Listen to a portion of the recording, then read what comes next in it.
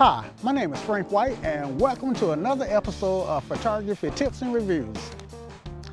In this episode, I am going to talk about the EFS 18 to 200mm f3.5 to 5.6 image stabilized lens by Canon. Now, I borrowed this lens from Canon, so I don't actually own it.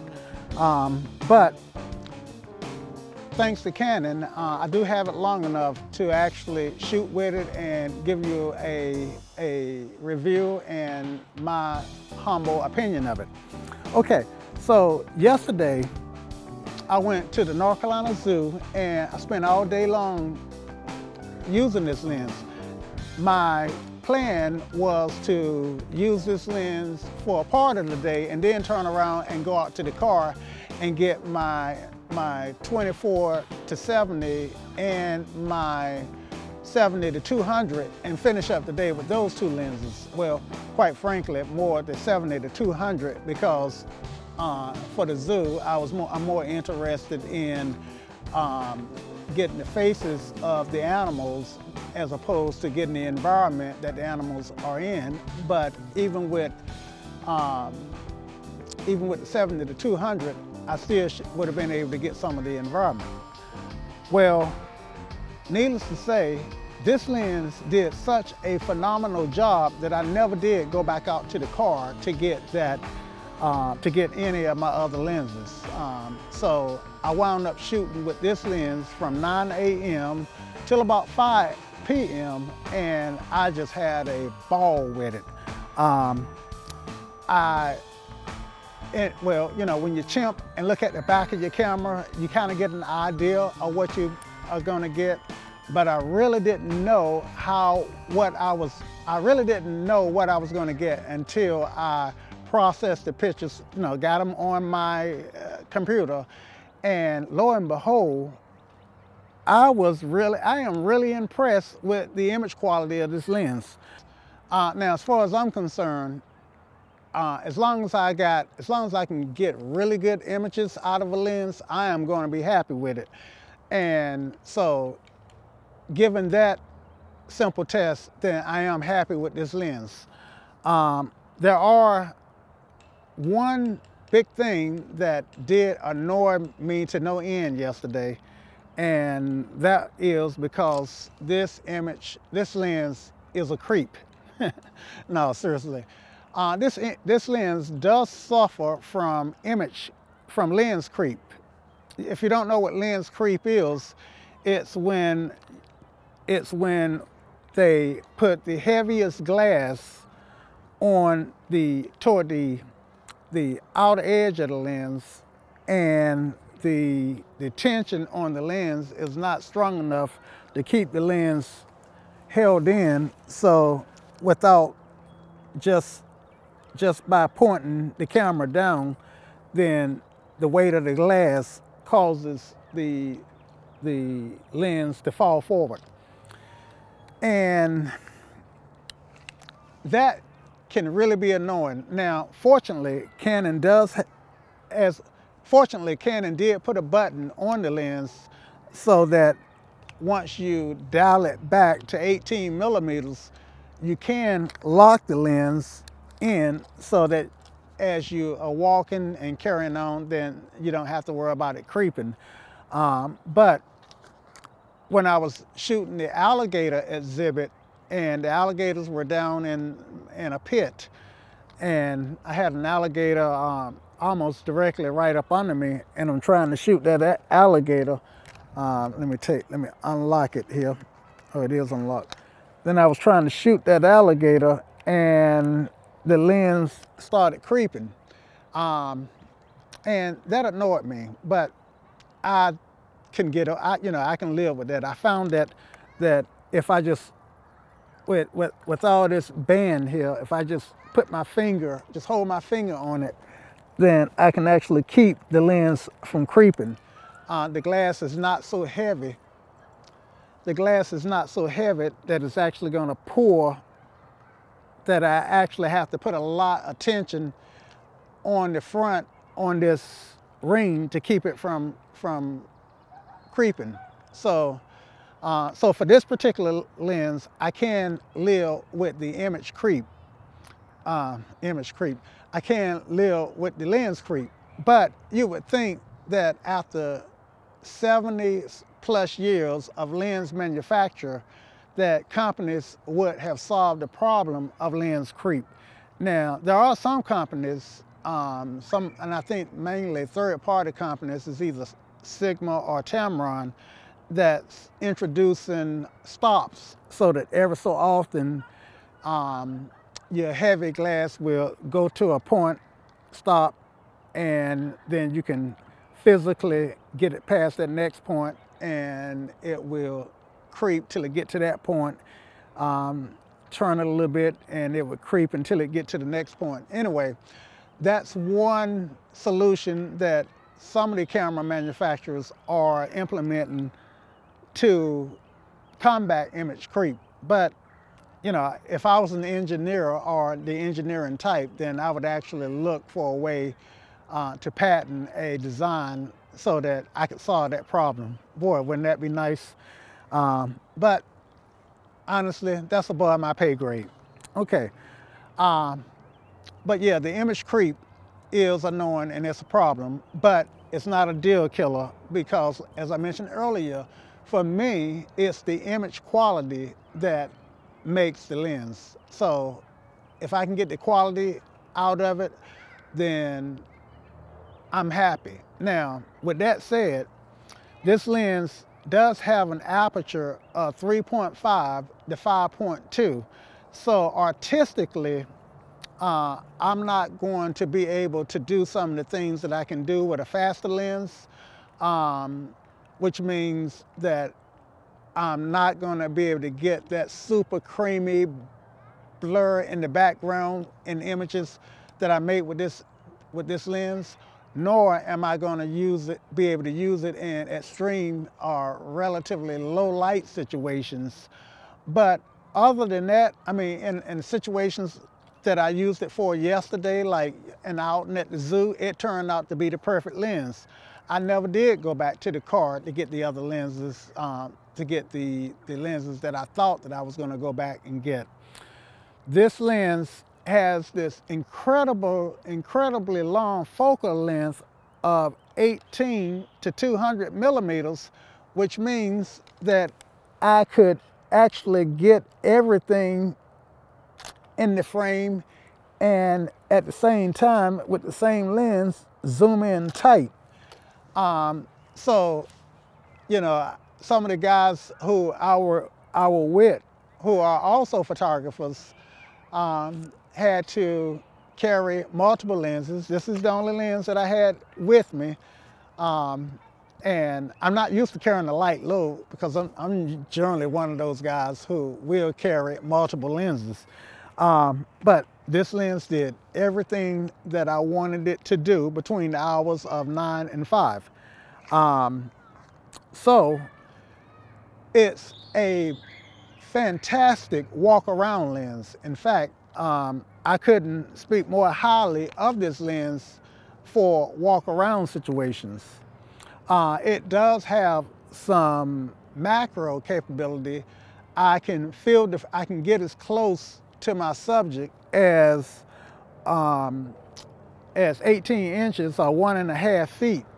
I think that's 45 centimeters for my international visitors. And I know I just moved, so I may be a little blurry. I think I walked out of my field of focus. But I want to show you, if you can see how close I can get to this flower and make an image and fill relatively the whole frame. That was one image, and let's see how actually close I can get. Now it is stabilized. And wow, look at this. I know you can't see it, but I got the image up. And at the same time, I can dial back to 18, any of those focal points in between. So this truly is a fantastic lens. There's not a lot that that I don't like about this lens, other than the fact that it creeps, and I just can't stop harping on that. But you know, that's one of those things that for me is, you know, I just don't like to be annoyed. But it's all about the image quality. Now, I am going to place a link in the notes below to my Flickr feed so that you can see all the images that I made with this lens yesterday. And at the end of this video, I am going to paste a few so that you can see those too. So I'm going to change venues and go over the specifications of this lens. And then when I finish, I am going to come back to the park. So 3, 2, 1. Here are the specifications for the 18 to 200 f 3.5 to 5.6 image stabilized telephoto lens. This guy has a focal length of 18 to 200. Now, with a 35 millimeter or full frame conversion, that works out to 29 to 320 millimeters. What that means is that if I could mount this lens on a full frame, then when I dial it in, I would be at 29 millimeters, and when I zoom it out, I would be at 320 millimeters, which is another reason why this is such a great lens at the zoo. This lens is constructed with 16 elements and 12 groups. And for me, that's pretty geeky.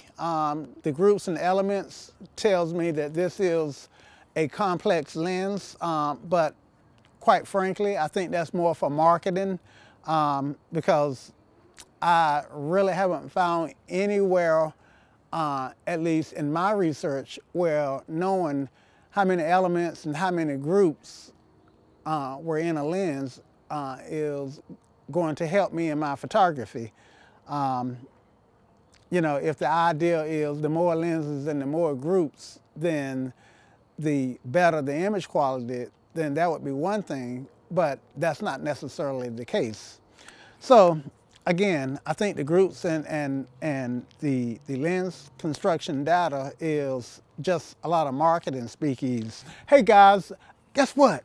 I've got 16 elements in this lens. Can you believe that? And not only that, I got 12 groups. I mean, how's that going to help anybody? Okay. The lens is driven by a DC motor. It's pretty quiet. So this is not a USM motor. It's not an ultrasonic motor. But you know, it's really I was happy with the speed that it moves, and it's relatively quiet. The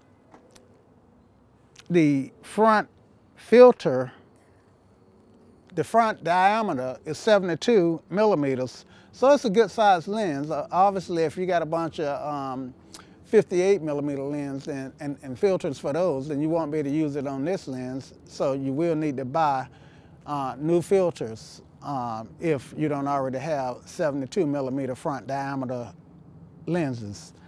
And it's not a very heavy lens given its focal length. This lens weighs 1.31 pounds or 20.99 ounces, which works out to be in, for my international viewers, 595 grams. So it's really not an extremely heavy lens at all. And B&H has this lens right now for $699. Now, obviously, it's a pretty popular lens because at the time I'm making this video, B&H is out of the lens, and I did not check around to see who had it. But but I can see how people would want this lens because the image quality for this focal length is second to none.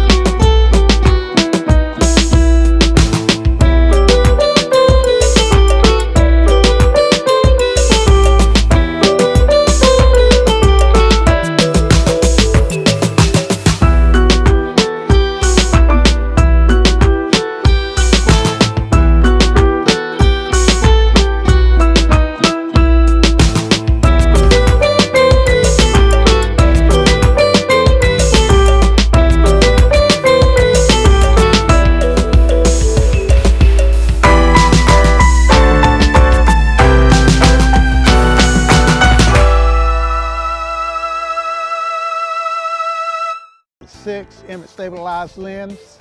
If you have any questions or comments, please leave them below. I read them all, even if I don't answer. And if you haven't subscribed to this channel yet, go ahead and hit that subscription button. Without your participation, what I'm doing is in vain. And if you like this video, give me a thumbs up. I kind of use that as my barometer to tell how well I'm presenting you with this information. If you're gonna shoot anybody today, shoot them with a Canon or a camera of your choice. And remember guys, keep shooting no matter what.